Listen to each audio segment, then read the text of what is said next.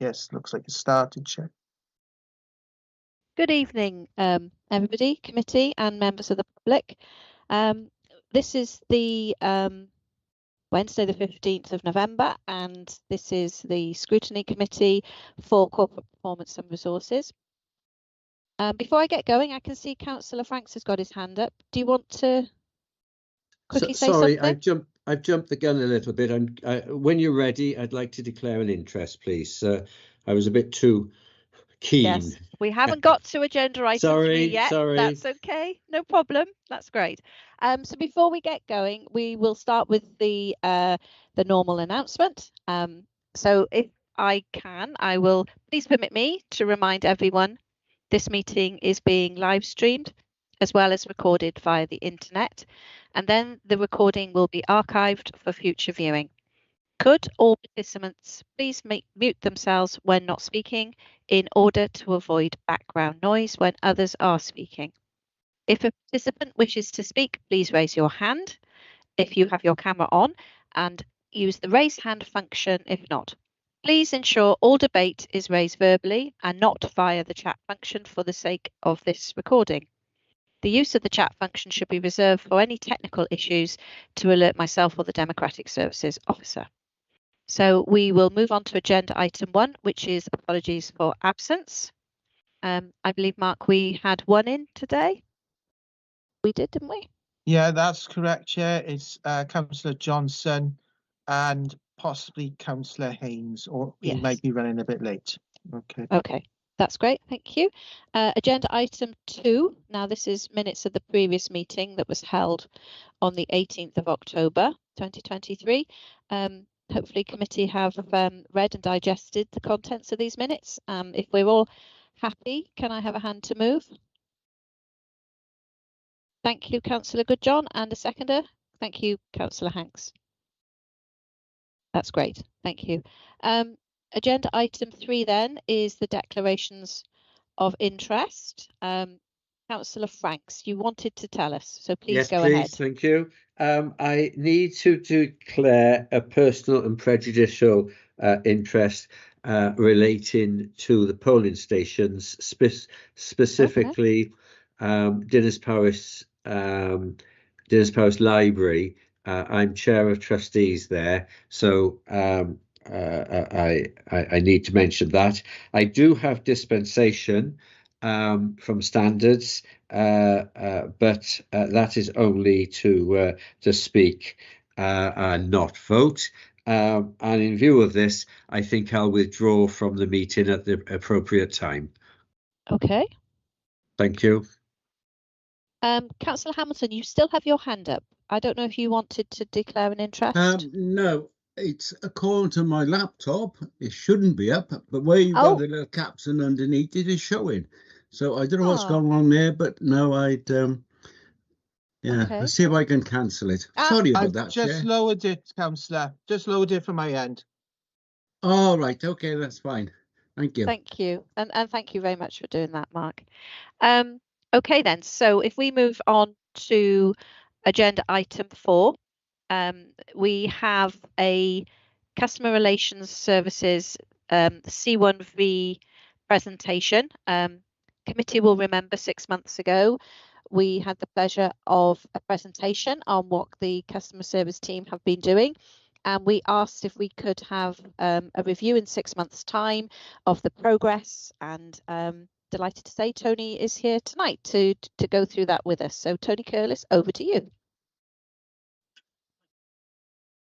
You're on mute.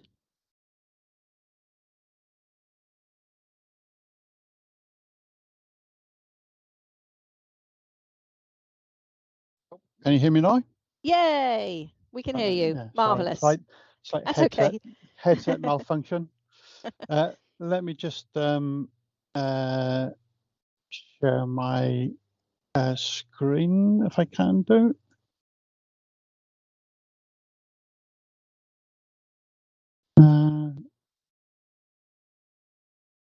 For some reason, it won't let me share my screen. Give me 2 seconds. Apologies.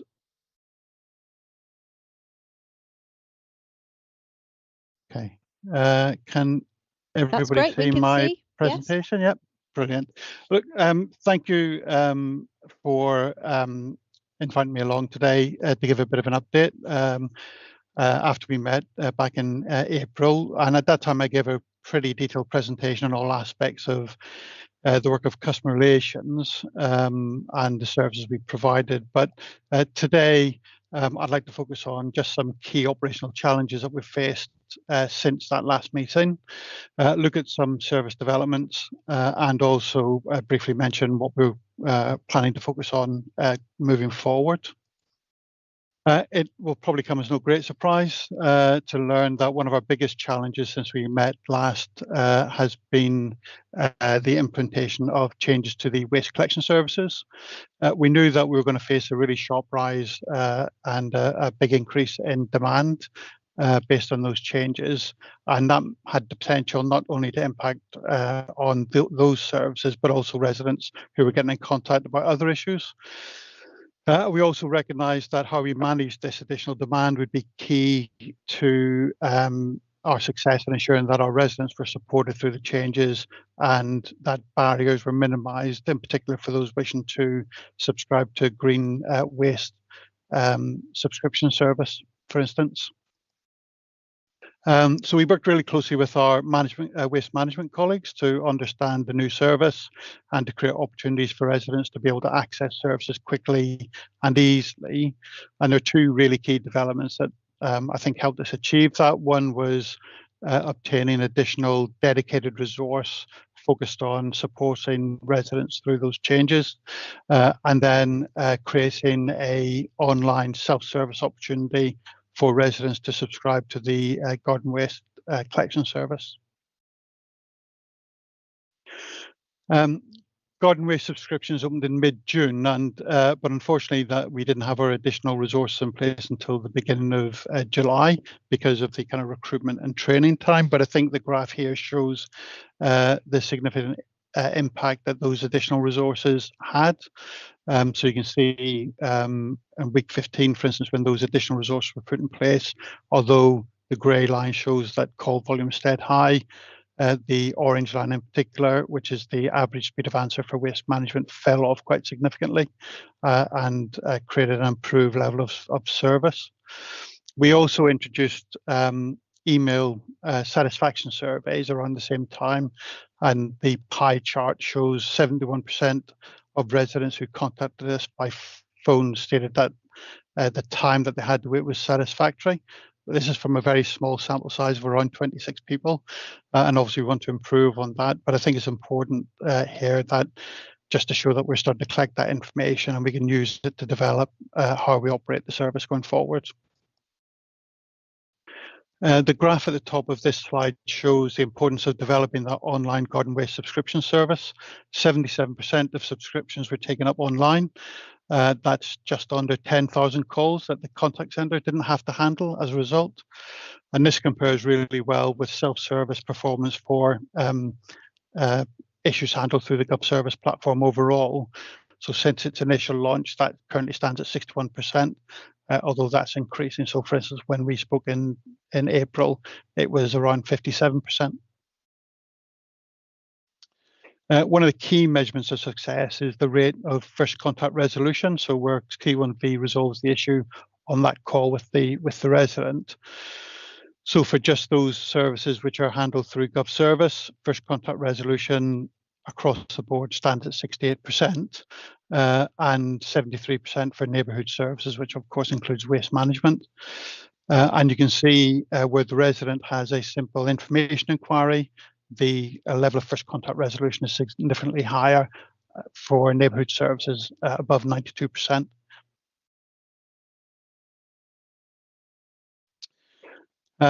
And as mentioned, we've now launched that email satisfaction survey. And although sample sizes, again, are relatively low, I thought it would be worth sharing some of the data. So you can see from the top left-hand side of the screen, we're now able to compare resident satisfaction with services across channels. And in the future, we'll be able to provide information around or comparisons around individual types of transactions, for instance. I think what's really encouraging for me is that although satisfaction with wait times is around 71%. When callers get through to the contact centre, 97% of respondents said that CSRs were really knowledgeable about the subject they were calling about. And a similar percentage felt that CSRs took time to really listen to and understand their needs to make sure that they got the right service going forward. And then the other interesting bit of data that I want to bring to your attention on the bottom right-hand corner of the screen was that almost 52% of respondents have told us that actually they've called at least twice about the same issue. So that indicates at least that there is some scope there to improve the resident experience and reduce call demand into C1V going forward. So I want to move on to service development. And one of the biggest projects we're working on just now is our move from our Avaya contact center platform into a NICE CX1. So the Avaya platform is coming to end of life, and through our involvement with Connecting Wales, we've been able to access a really top market leading solution while not increasing the cost of ownership. We won't lose any functionality, and once we've completed that initial implementation, we'll be exploring functionality, additional functionality that will be available to us via the NICE CX1 platform to see how we can improve both the resident experience and also the experience of colleagues in terms of managing their work. And at the last meeting, I mentioned that we would be attempting to do more to engage our residents in helping to test and improve our services. And we've been undertaking activities in 3 areas of work. So working with usability testing with digital buddies, trying to find out our residents' experience of the complaints process, and also looking at access to adult services. Fiona Jones from our business improvement team completed some usability testing with digital learners in the Digital Buddies group, which is based at the Aberarron Hub. We tested 3 popular online processes: potholes, litter and fly tipping, and missed collections. And we've received some really good feedback about the processes and learned some important lessons regarding functionality, which we're using to improve not just those 3 services, but our services overall. We've also learned some interesting things about the user research approach as well, and we're going to be using those lessons to refine our approach as we develop that capability and engagement with our residents. And since April, we've worked on a range of processes that either are supporting implementation of new services, such as garden waste, collecting important feedback from our residents to help us improve our services, or that help us meet our regulatory responsibilities and protect resident data. And so I'm particularly thinking about our PCI compliant payments. And we're working really closely with the WLJ digital team on a number of important projects that will deliver better experiences for our residents, again, improve access to services, but also that help us develop our internal skills and capabilities, looking at user research, capacity, process development, and making better use of data. And of course, Wellbeing Matters is a really important project, and work is continuing and progressing in developing the Wellbeing Matters service. One of the key things that we got agreement for was to recruit an integrated contact center manager who would manage the console contact center side of things, but also the daytime services for health. And that role is going to be really important in bringing those services together at an operational level. We have been out to recruit. Unfortunately, we weren't able to appoint, and we're just reviewing the job role and how we promote that. We can better promote the recruitment into that role going forward. And finally, I'd just like to touch on some of our upcoming priorities. So our focus is very much on how customer relations can support colleagues in other services, especially in what is a very challenging operating environment.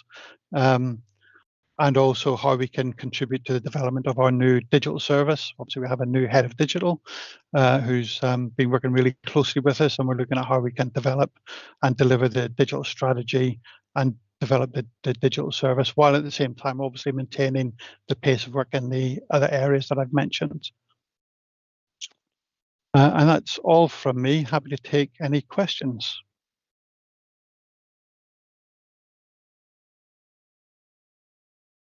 That's great, and thank you very much for that, Tony. It's good to see there's some progress being made, and overall, if it's only a tiny percentage of people who are unsatisfied, that's really good, because there are lots of people who you may have done a wonderful job, but they would say, yeah, it's okay because you did what I asked you to do, you know. So those 2 to 3% of unsatisfied, I think that's those are really, really good stats. Did I see Councillor Hanks just put her hand up quickly? Yes, she did. Here she is. Yeah. Thank you, Tony. I was just wondering about the contact centre, the migration to NICE CXONE. I'm not familiar with an awful lot of that. I just wondered if there were any substantial future costs involved in any of this, please.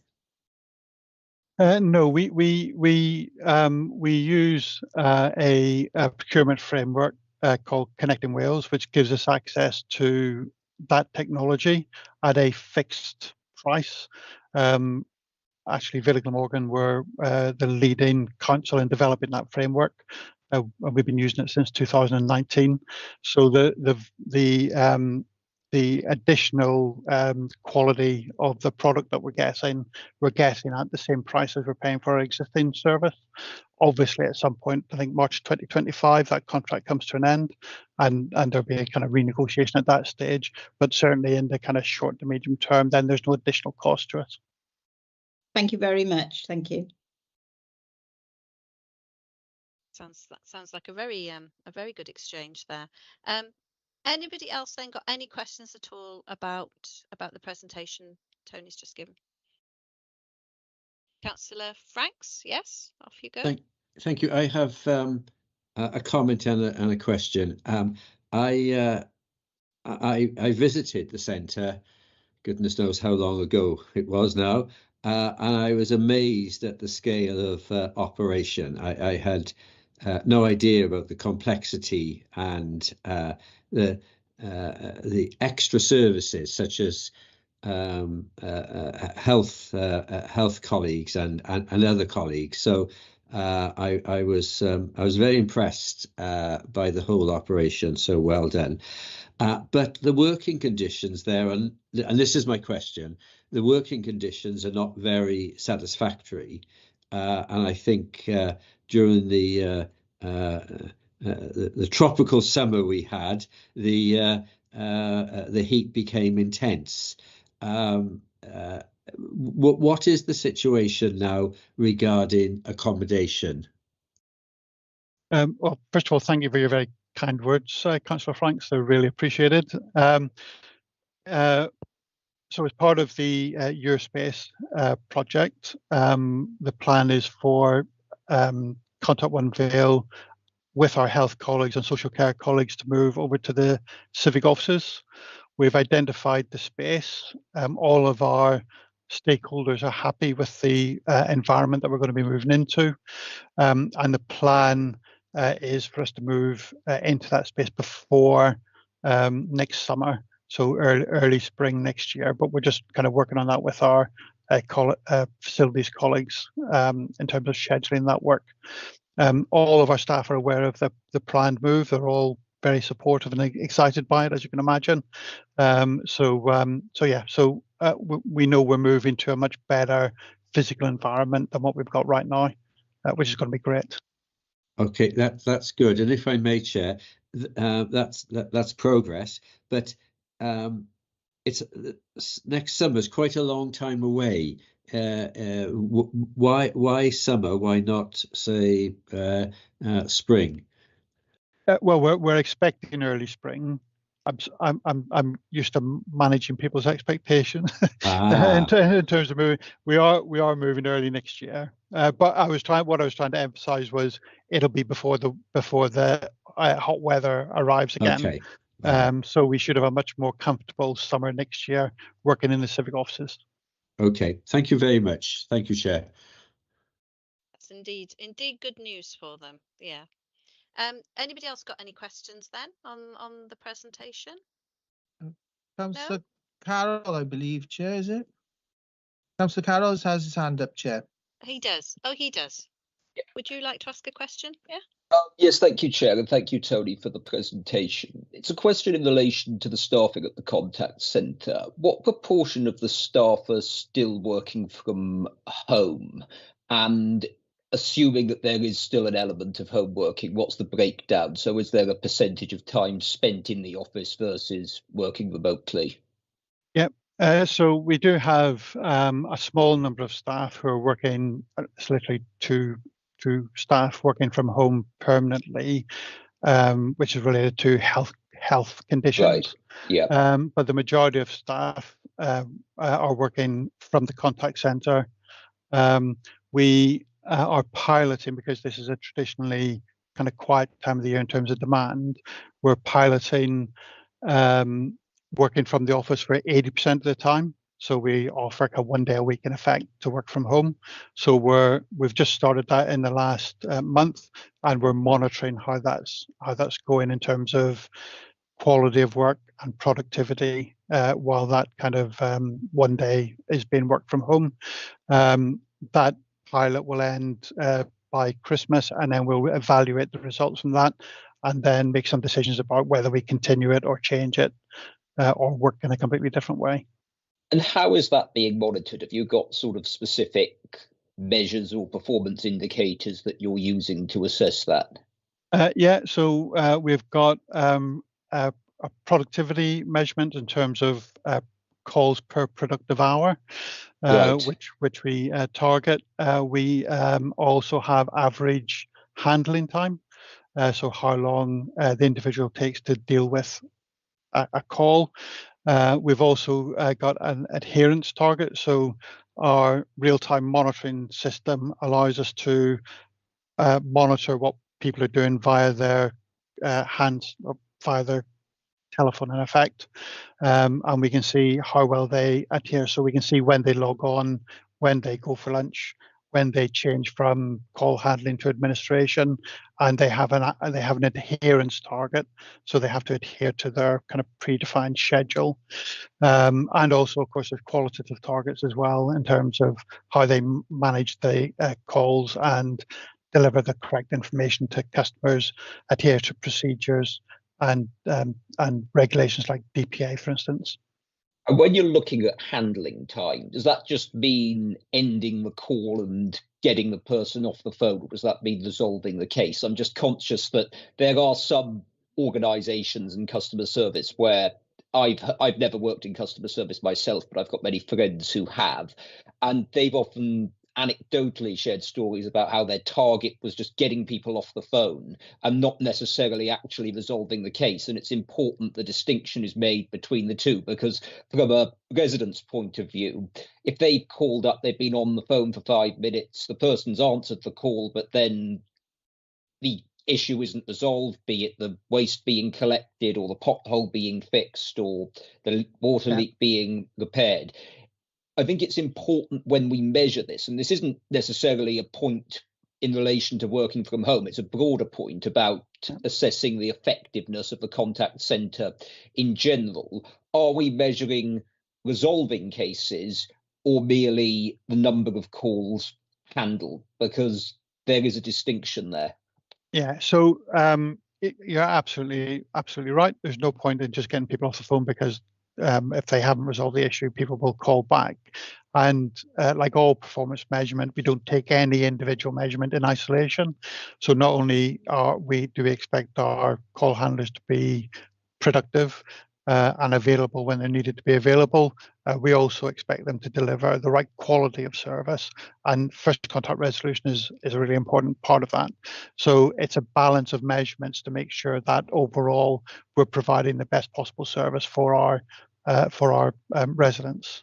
Because anecdotally, this is the last point I'll raise, Chair, on this, I don't get particularly positive feedback about the contact centre, if I'm being honest. Residents often don't feel their cases are resolved, and they often cite to me cases that have been reported and aren't then addressed or rectified in a timely manner. Now, that's not necessarily the fault of the contact team. That could be the department responsible. So if somebody reports a pothole and the highways department doesn't arrange repair, that's not necessarily the contact centre's fault. But the point I'm making is that it needs to be joined up so that the council's performance as a whole is measured, and the contact centre's performance needs to be considered in that context. So I wait with interest on the outcome of the assessment and review that's ongoing at the moment. But if I could propose, Chair, that once that assessment is completed, its findings are brought back to this committee so that we can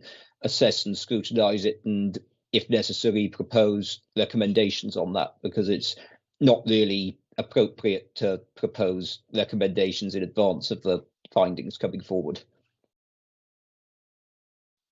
And here today we have listened to a presentation on progress. We haven't been given any options to make recommendations on anything. It's literally an opportunity for us to hear what's going on. I think it's helpful for us to have maybe 6 monthly reviews. And I think the sort of thing that Tony's talking about and the work he's doing, and in a previous life, I can share with you all, I was a team leader in a contact centre, so I know exactly what the actual system is capable of doing, whether you work from home or you work in the office. And I understand the kind of project that you're looking at, to be able to see, as you manage the work, the most effective way of doing it. And with all of these things, some calls will be very quickly resolved and others will take a lot longer. So it's really difficult to draw comparisons unless you're looking at work over a number of months, isn't it, Tony? So I think if we can have some information from you on all of these kind of like analysis reports that you're doing in 6 months' time, I think that would be useful. But I don't actually think, Councillor Carroll, it is for us to make recommendations on how they manage their work. I think that really is up to them to do that. But I would be interested to see how you progress with that. So if you could come back in 6 months' time, I think that would be great.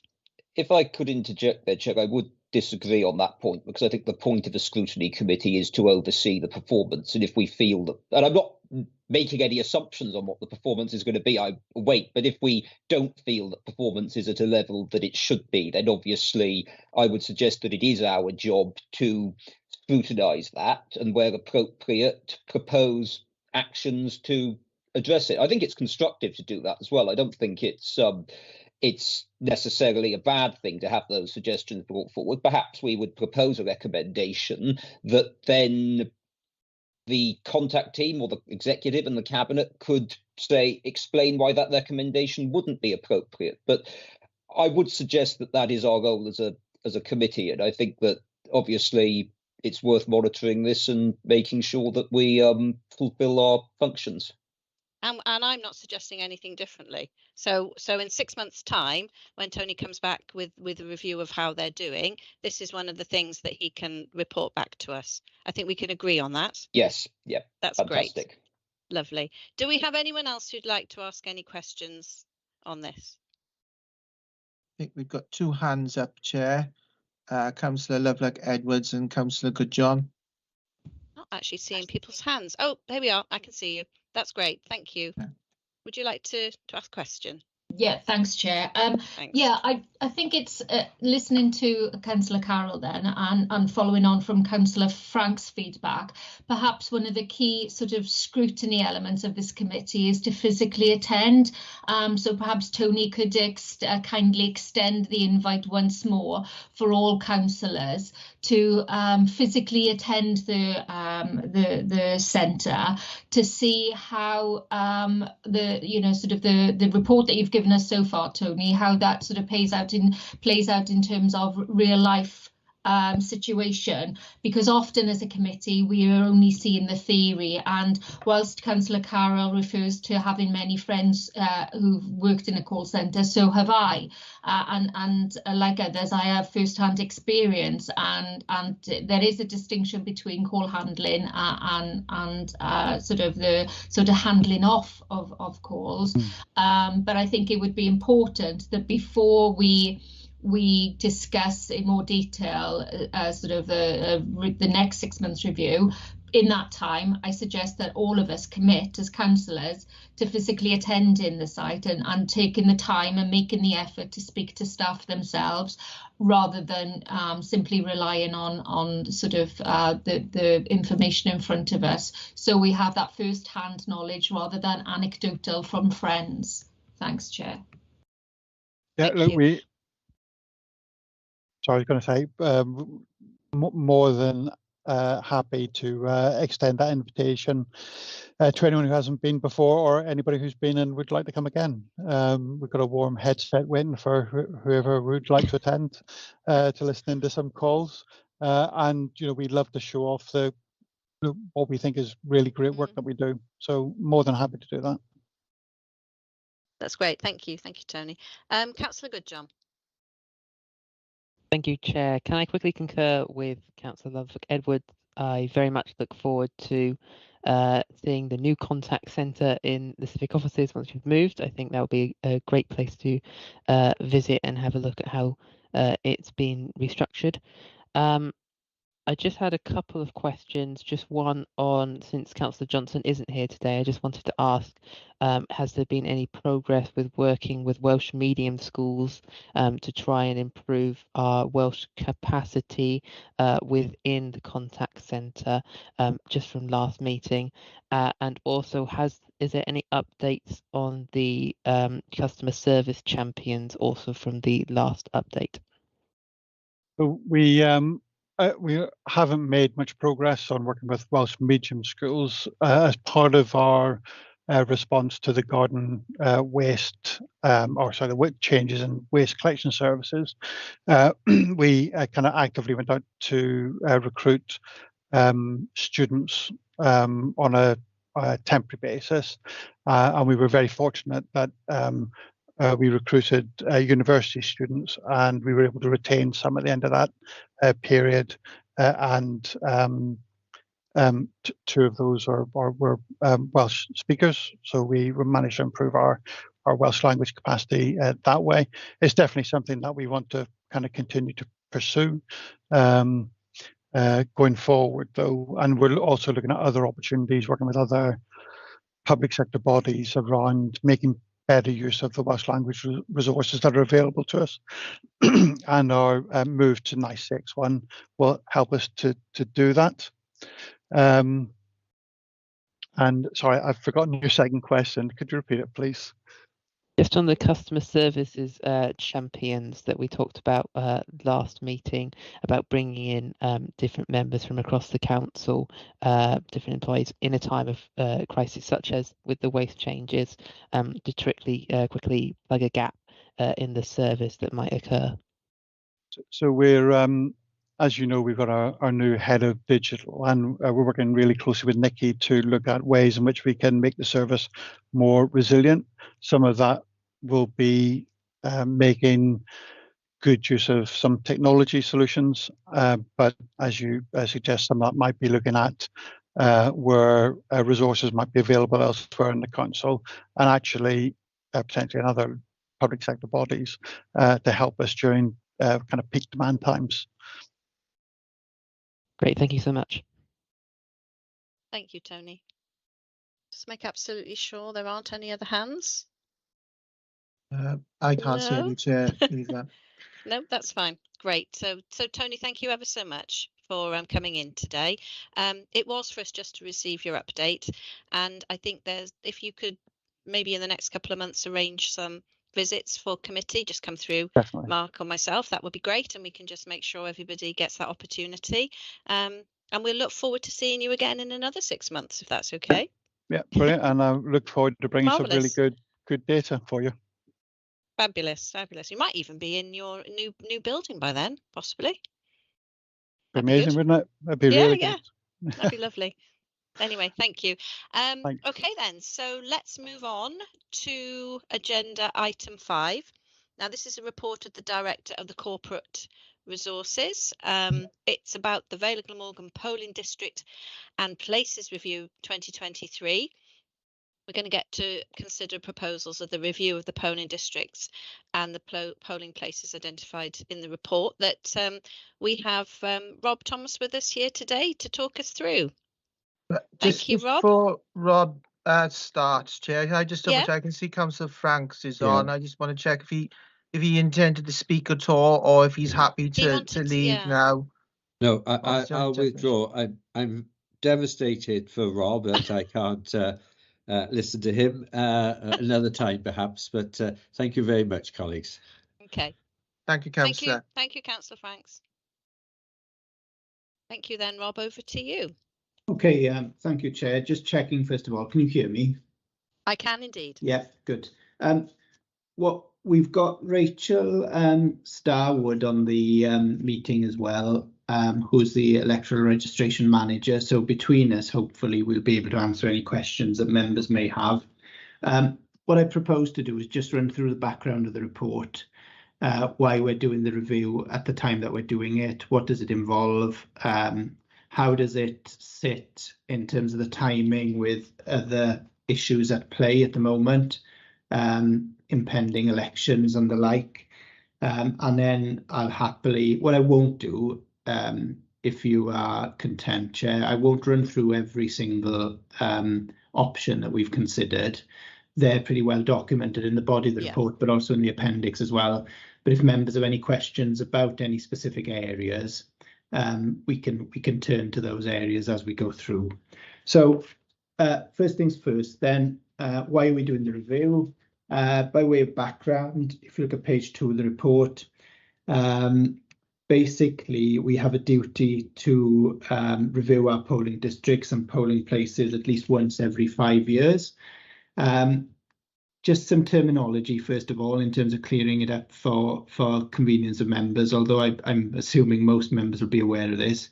So polling districts are those areas where we take wards and constituencies and subdivide them into polling districts for convenience.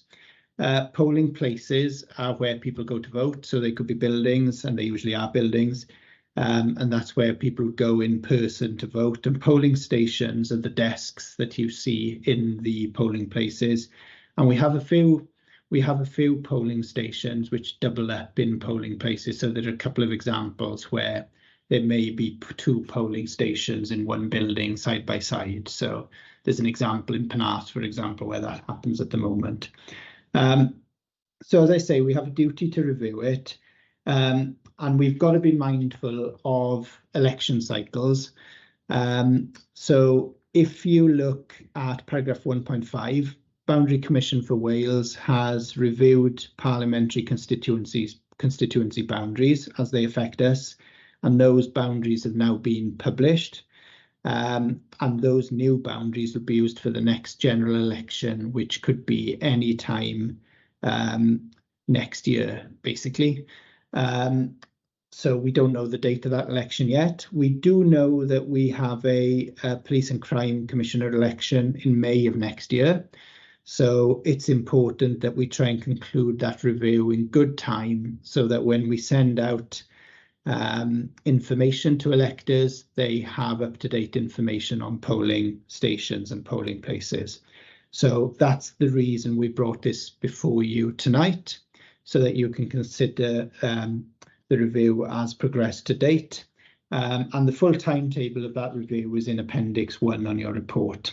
So Section 2 of the report, which starts at the bottom of page 3 and continues for quite a few pages, details those areas where we've sought to either make changes, the reason for those changes, and there's a couple of examples where we have looked to make changes, but we've been unable to because there's no alternative, basically.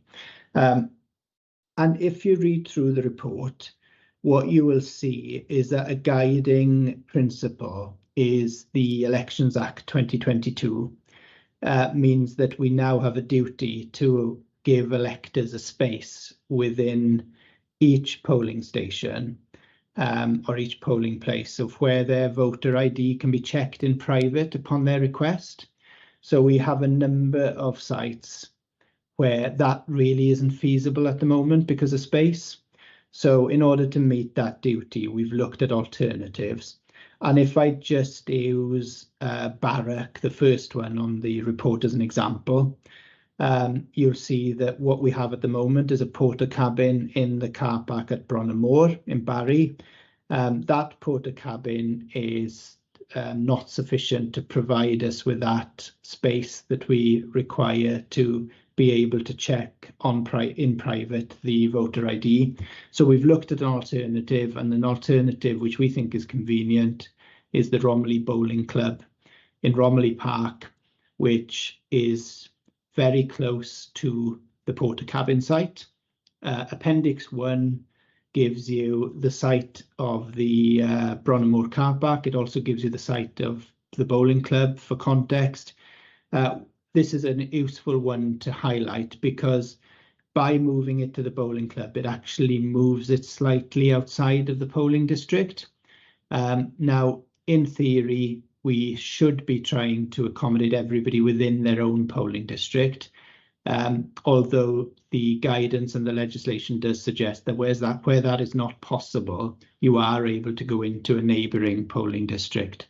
So here is an example where we've gone into the neighbouring district, not particularly far, but the solution we think is far more convenient than the one we had previously. And basically, I could give you another considerable number of similar examples, but as I say, I won't go through them all. You will notice that through reading the report, there is a move away from porter cabins. For that reason, porter cabins are small. They're difficult to get some private areas within them. Another aside, they're also expensive because they have to be carried onto site, lifted onto site. So if we are able to find a permanent building, that is a far better solution. There's another couple of examples in the report where we're moving away from schools and school grounds, because the last thing we want really in an ideal. And there's one example in the report which I need to flag up, and that relates to the Plymouth ward, where the feedback that we've had has basically asked us to find alternative arrangements in the Plymouth ward. We've looked at every possible option in the Plymouth ward and no alternatives have come up. So that has been flagged up purely to say that we've done that work, but we've been unable to find any alternatives. So we end up sticking with what we've got. So I won't go through all the individual wards in detail. It's all set out in the report. As I say, there are appendices attached with maps to give you a sort of pictorial reference point in terms of looking at where current polling stations are and where the new ones proposed are. In the main, we feel that the new proposals put the polling stations closer to the main population in these areas, and the guiding force has been to provide private areas and polling stations that are more accessible. So happy to take any questions. Thank you very much, Rob. Councillor Carroll, you have your hand up.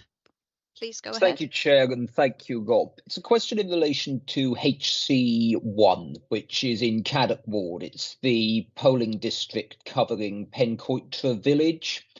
I note from the proposals that it's proposed to move away from the Glenbrook to, I think it's St Bride's Way. Now, there's long been an issue with this polling station in that at the moment, the polling station at the Glenbrook is a really difficult place compared to the location, and people being unable to walk there. I note previously it was suggested using Lidl's car park or Lidl itself, and I think that had been raised with Lidl on an occasion in the past and they had refused. I was just asking if that had been raised again, because I think that would be the best location of all of them, but obviously it requires compliance from Lidl to do that. Yeah, Chair, if I can bring Rachel in here, but I think one of the issues you raised there was the use of the car park, which would mean bringing a porter cabin onto site again.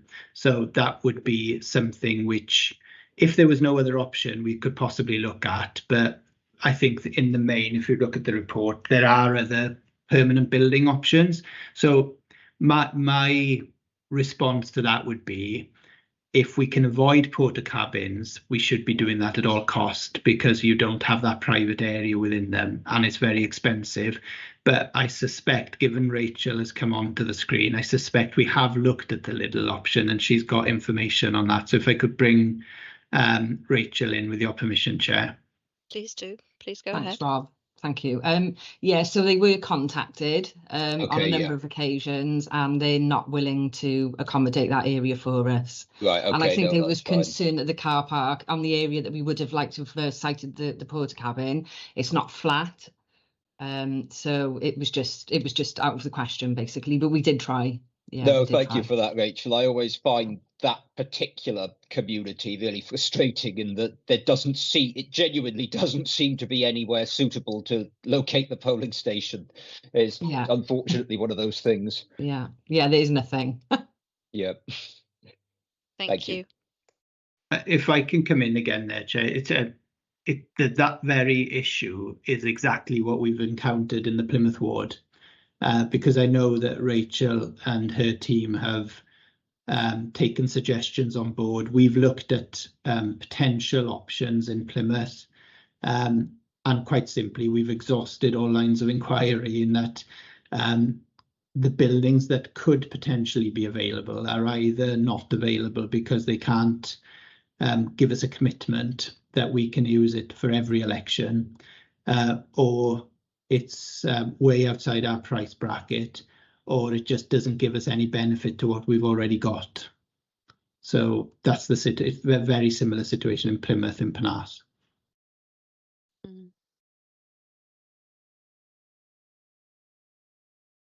Councillor Carroll would like to ask another question. Yeah, it's just another one in relation to Cowbridge and SCO.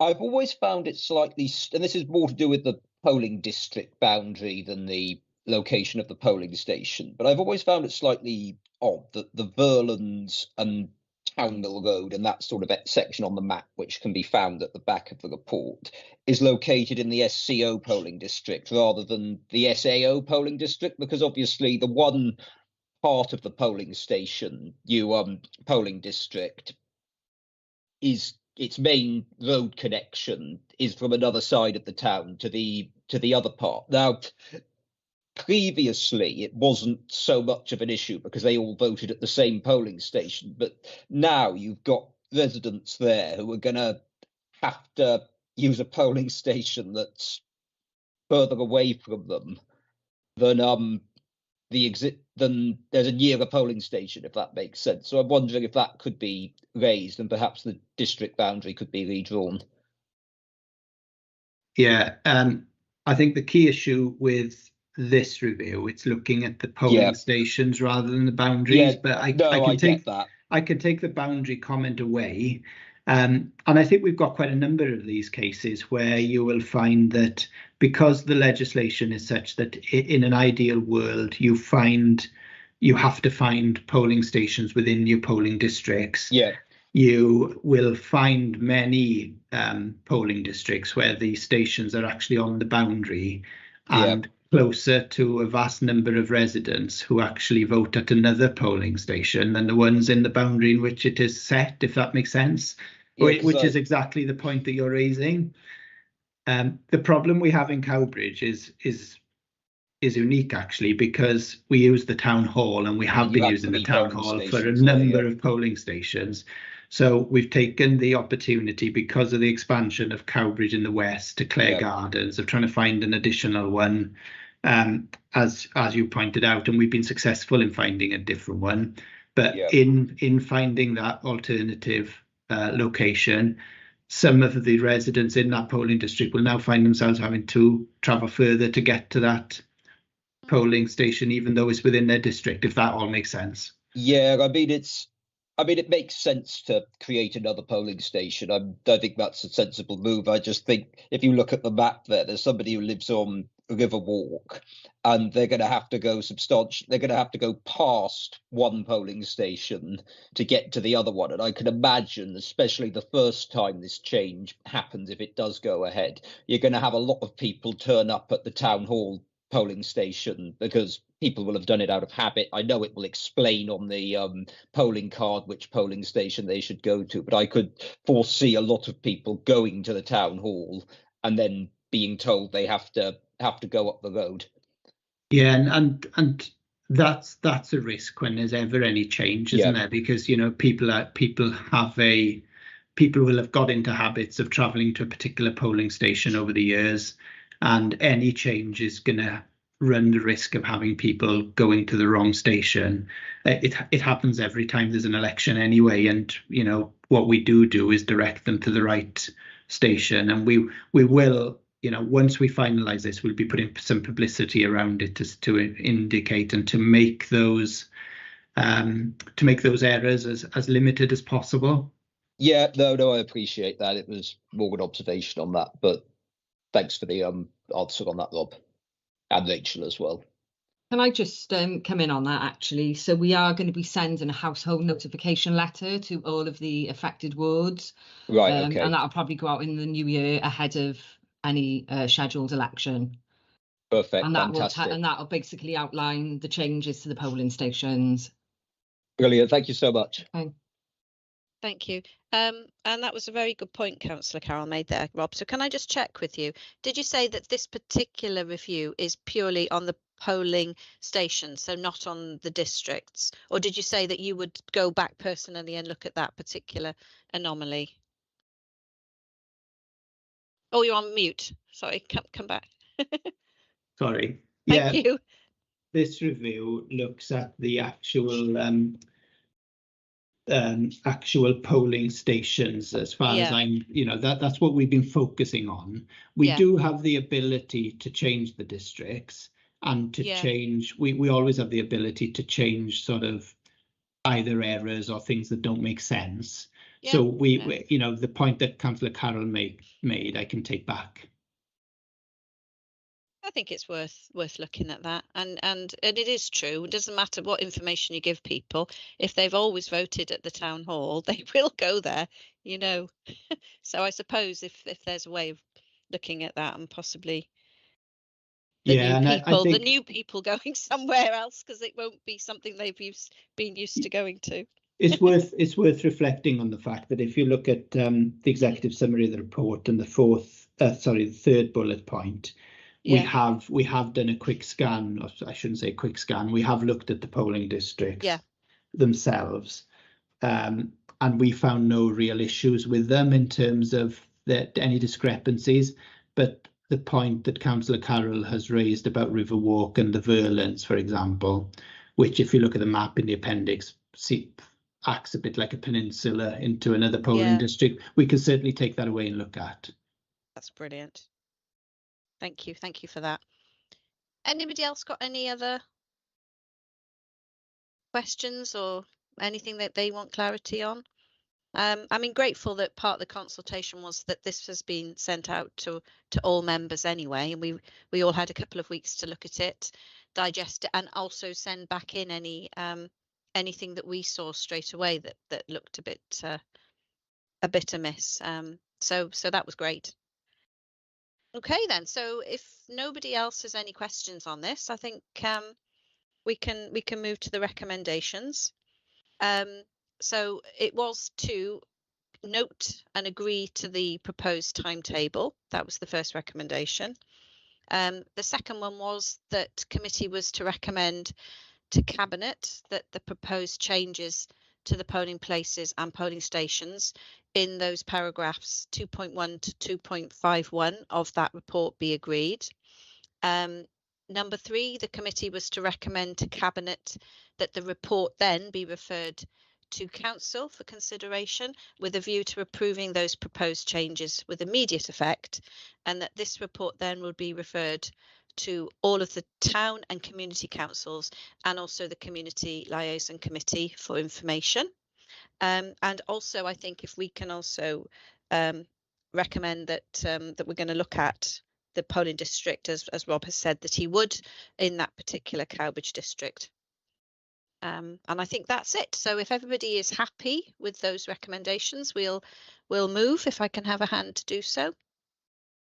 Thank you, Councillor Goodjohn, and a seconder. Thank you, Councillor Hamilton. That's great. Thank you ever so much for that, Rob. That's us done on that one. Agenda item 6 were urgent items, which we don't have any. Agenda item 7, part 2, were the public and press exclusion urgent items, and we don't have any of those. So that's it for tonight, everybody. The next meeting is just before Christmas. It's December the 14th, 2023. So Christmas jumpers out, please. And I think that's it from me. So everybody enjoy the rest of your evening, and we'll see you all again soon. Sorry, Chair, just as a point of correction, I believe it's Wednesday, December the 13th.